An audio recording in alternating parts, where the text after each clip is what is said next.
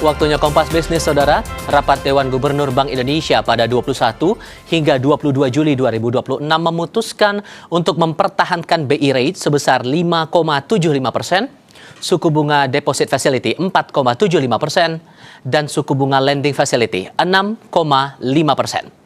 Kebijakan ini dipilih untuk memperkuat stabilitas nilai tukar rupiah di tengah tetap tingginya ketidakpastian global serta untuk mempertahankan inflasi pada tahun 2026 dan 2027 berada di kisaran sasaran 2,5 plus minus 1% yang ditetapkan pemerintah alias pro stability. Di sektor makroprudensial, Bank Indonesia melakukan pelonggaran dengan memperluas insentif untuk mendorong pertumbuhan ekonomi melalui peningkatan kredit, pembiayaan ke sektor real dengan tetap menjaga stabilitas sistem keuangan.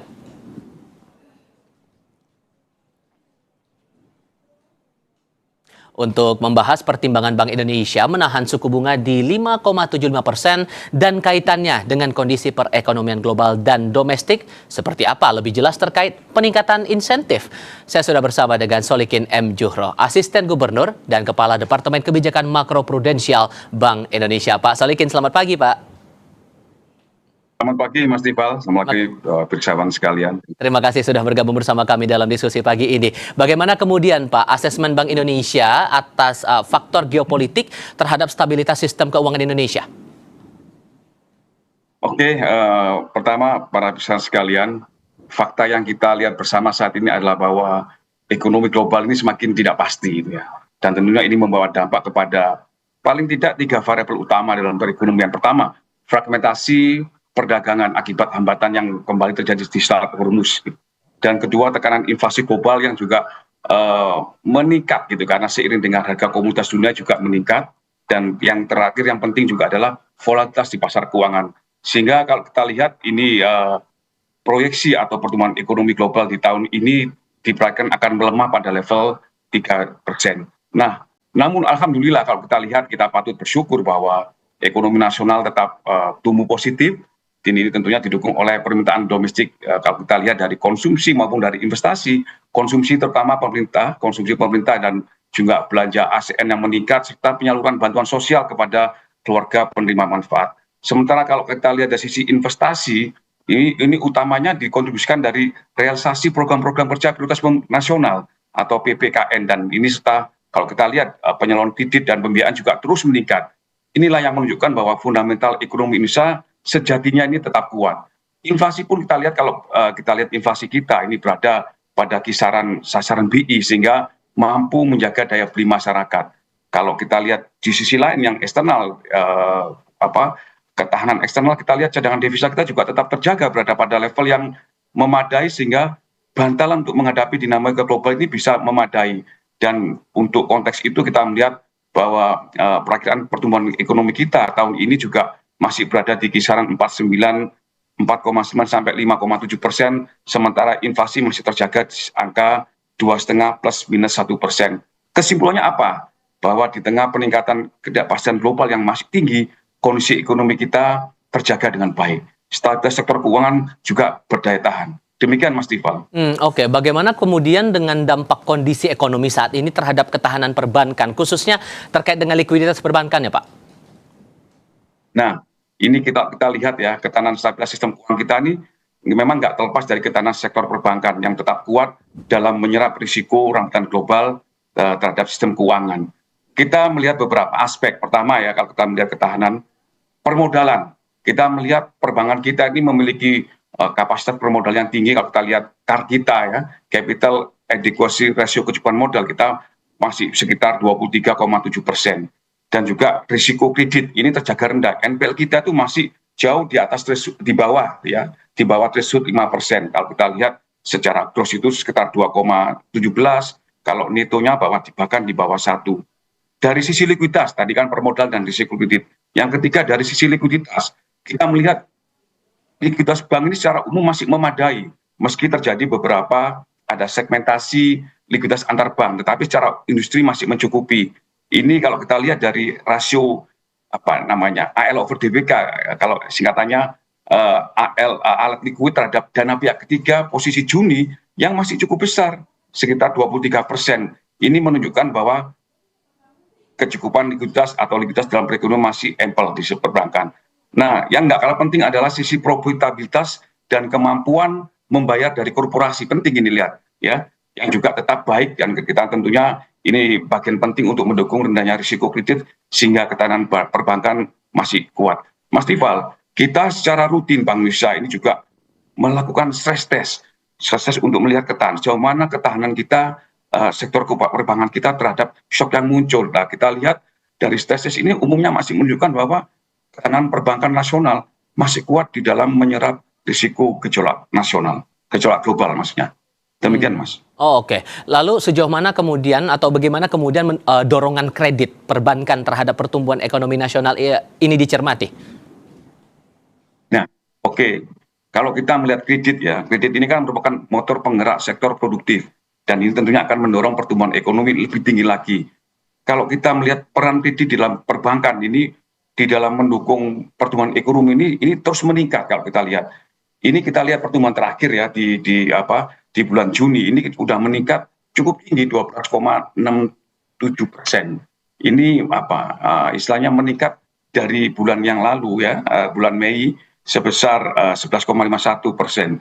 Ini terutama kalau kita lihat apa penopangnya. Penopangnya umumnya adalah kredit-kredit produktif. Kalau kita lihat kredit investasi sangat kuat, dan ini tentunya berkontribusi besar kepada pertumbuhan intermediasi, dan ini tentunya kalau kita lihat kredit modal kerja juga mengalami peningkatan. Tentunya kita melihat banyak atau beberapa faktor ragam yang mendukung kenapa kredit kita tumbuh, intermediasi tumbuh. Dari sisi penawaran kita melihat lending appetite bank atau minat penyaluran kredit oleh bank ini masih tinggi. Dan juga kalau kita melihat tentunya nggak lepas dari kebijakan makroprudensial Bank Indonesia yang selama ini pro growth ya, untuk mendorong pembiayaan akomodatif dan longgar sehingga perbankan mampu bergerak secara lebih fleksibel di dalam mendukung perekonomian nasional. Itu dari sisi supply ya, penawaran. Kalau kita lihat dari sisi demand, kita masih melihat bahwa ruang itu masih sangat luas untuk kita mendukung pembiayaan. Indikator yang utama adalah masih tingginya undisbursed loan. Ya, kita melihat adalah komitmen pinjaman yang belum pinjaman yang belum ditarik terhadap plafonnya. Ini masih cukup tinggi. Kalau kita melihat undisbursed loan ini sekitar hampir 2.500 triliun rupiah atau sekitar 21% lebih. Dan ini tentunya jika kita bisa memberikan insentif, bantalan-bantalan kebijakan, maka ini tentunya kita harapkan undisbursed loan-nya juga akan menurun. So, apa kesimpulannya? Kalau kita melihat kondisi adanya ruang pembiayaan tadi, maka intermediasi ini memang perlu terus didorong sehingga bisa ke depan. Kalau kita lihat Bank Indonesia terus melakukan upaya-upaya penguatan kebijakan makroprudensial untuk mendorong pertumbuhan kredit sehingga dalam kisaran 8-12%, dan ini optimal di dalam mendukung pertumbuhan ekonomi yang lebih tinggi. Demikian Mas Tifal. Oke, di paruh berikutnya saya juga mau tahu respons dari Bank Indonesia untuk menjaga kecukupan likuiditas di pasar uang, perbankan, dan perekonomian di negara kita. Kita akan jeda dulu sebentar ya Pak ya. Untuk Anda saudara, pastikan tetap di Kompas Bisnis.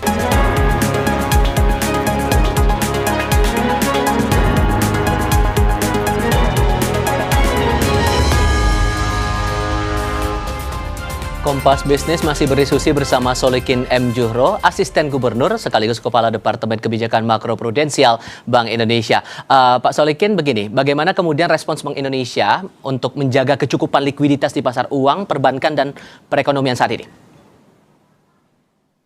Oke, Mas Tifal, kalau kita bicara likuiditas ini memang esensial untuk kita menjaga ketahanan sektor keuangan ya.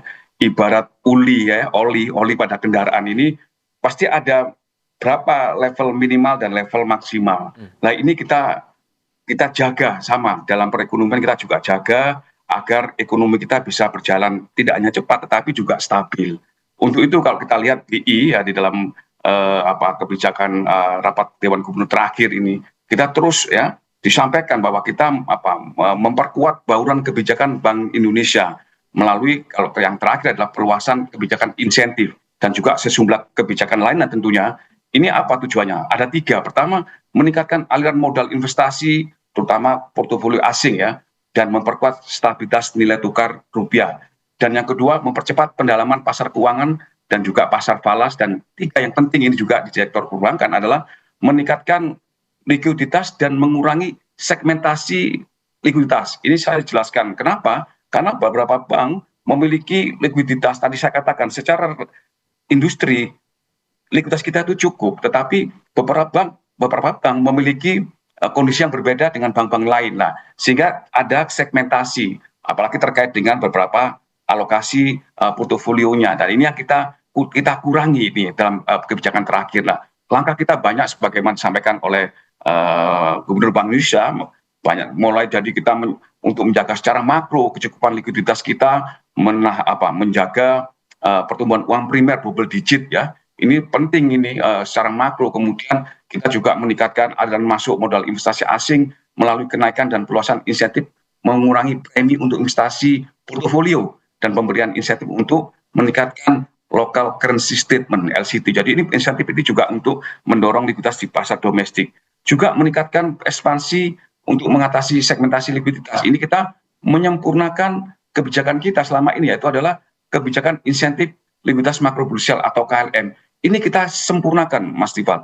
Kita sempurnakan baik dari sisi jumlah, kita naikkan insentif kita ya, kita naikkan dan juga kita perluas gitu underline-nya, dan juga beberapa untuk mendorong inklusi kegiatan inklusi ekonomi. Ya ini banyak sekali kebijakan itu, dan yang memang kebijakan yang banyak itu tentunya kita orkestrasi sedemikian rupa, tapi tidak hanya itu, kita komunikasikan dan kita koordinasikan bersama kementerian, otoritas ya, perbankan, serta industri agar implementasinya ini optimal dan bisa mendorong perekonomian tumbuh lebih lanjut. Demikian, Mas. Oke. Bagaimana kemudian dengan kebijakan Bank Indonesia untuk mendorong kredit perbankan, Pak? Insentif apa saja yang akan diberikan? Nah, insentif itu sebenarnya sudah kita sejak awal tahun itu kita sudah dari sisi makroprudensial, kata saya makan dari bauran kebijakan Bank Indonesia sebelumnya. Ini dari sisi makroprudensial kita tuh istilahnya tidak kurang-kurang gitu ya. Karena kita spiritnya adalah pro growth gitu, mendorong pertumbuhan ekonomi. Tetapi tentunya ini harus sejalan dengan program pemerintah dan juga tetap memperhatikan prinsip kehati-hatian. Kalau kita lihat ya di bulan yang efektif, kita melihat di mulai Juli yang lalu, kita memperkuat rasio intermediasi makroprudensial atau RIM ya, berlaku 1 Juli. Jadi kita perkuat cakupan surat berharga sebagai penopang bank untuk memberikan pinjaman. Kita juga memperkuat rasio pendanaan luar negeri bank untuk bisa meningkatkan pinjaman jangka pendek luar negeri.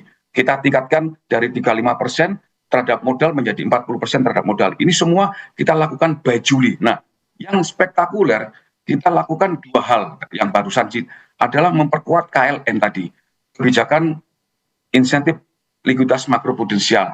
Kita meningkatkan, ini berlaku 1 September, Mas. Kita tingkatkan rasionya semula dari 5,5% menjadi 6%.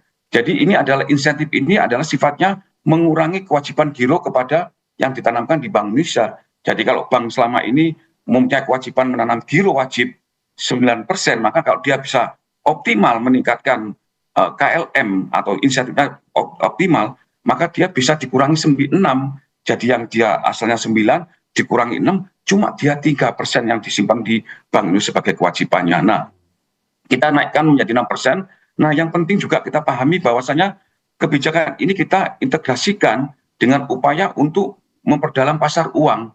Jadi kita lihat 6% itu 2% diantaranya adalah untuk mengatasi segmentasi likuiditas di bank yang sebagaimana saya sampaikan tadi, yaitu dan kita jadi bank-bank yang memiliki dia rajin menyalurkan kredit dan dia mengurangi surat-surat berharga ya, instead of dia menyimpan di surat-surat berharga seperti SRBI maupun SBN, dia eager untuk mendorong kredit, maka dia pada rasio tertentu di bawah 19%, kita kasih tambahan insentif 2%. Nah, inilah penguatan-penguatan untuk mendorong kredit dari sisi bank sentral. Dan tentunya Bank Indonesia nggak berdiri sendiri. Sisi supply yang kita lakukan adalah satu hal, kita juga perlu memperkuat sisi demand. Makanya kita juga melakukan inisiatif program percepatan intermediasi perbankan atau PINISI ini mengorkestrasikan dan mengkomunikasikan program-program para pemangku kepentingan. Jadi apa keberhasilan pemerintah, apa yang sudah dilakukan. Lah ini kita komunikasikan, kita orkestrasi dan kita temukan dengan pelaku-pelaku dunia usaha dan juga kepentingan lainnya supaya mereka sama-sama di dalam mendorong perekonomian ini baik dari sisi supply maupun sisi demand. Demikian Mas. Oke, sehingga koordinasi itu juga jadi penting ya Pak ya. Bagaimana kemudian koordinasi antara Bank Indonesia dengan KSSA terkait dengan KSSK terkait dengan kebijakan-kebijakan itu tadi? Ya, sebagaimana tadi saya singgung, BI ini is not the only game in town ya. Kita tentunya harus bersinergi. Kalau kita memiliki forum istilahnya Komite Stabilitas Sistem Keuangan atau KSSK ya. Jadi di sini ada Kementerian Keuangan, Bank Indonesia, OJK dan LPS. Ini kita berkoordinasi terus mempererat dan memperkuat sinergi di dalam memitigasi dampak rambatan global sehingga stabilitas keuangan kita tetap kokoh terjaga. Ya, ini tentunya kita banyak sekali Mas kalau kita bicara inisiatifnya mulai dari sisi pertukaran data, informasi, menyiapkan respon kebijakan dan juga simulasi ketahanan sektor keuangan terhadap potensi atau gejolak krisis. Dan ini tentunya kita melihat bahwa koordinasi di level KSSK ini tidak hanya dilakukan ketika tekanan terjadi, ketika krisis terjadi, tapi kita sudah memulai sejak tahap deteksi dini, pencegahan hingga penanganan. Nah, tentunya kita bicara banyak sekali inisiatif ini juga di dalam KSSK juga ditujukan untuk mendukung keberlanjutan pertumbuhan ekonomi serta program Astagita. Kalau kita lihat, misalkan BI melakukan dukungan melalui kebijakan inisiatif makroprudensial, nanti OJK memperkuat sisi mikroprudensialnya, ketentuan-ketentuan diperlonggar, sehingga pemerintah juga memberikan insentif fiskal. Jadi ini istilahnya orkestrasi yang kita lakukan di dalam KSSK. Itu dengan demikian kalau kita lihat diharapkan seluruh kebijakan fiskal, moneter, makroprudensial dan mikroprudensial bahkan penjaminan dan resolusi ini bergerak di dalam arah yang sama, bahwa menjaga stabilitas sistem keuangan, memperkuat intermediasi dan mendukung pertumbuhan ekonomi yang lebih tinggi, inklusif dan berkelanjutan. Demikian Mas Tifal. Baik, Pak Solikin M. Juhro, Asisten Gubernur sekaligus Kepala Departemen Kebijakan Makroprudensial Bank Indonesia. Terima kasih banyak sudah mau berdiskusi bersama kami.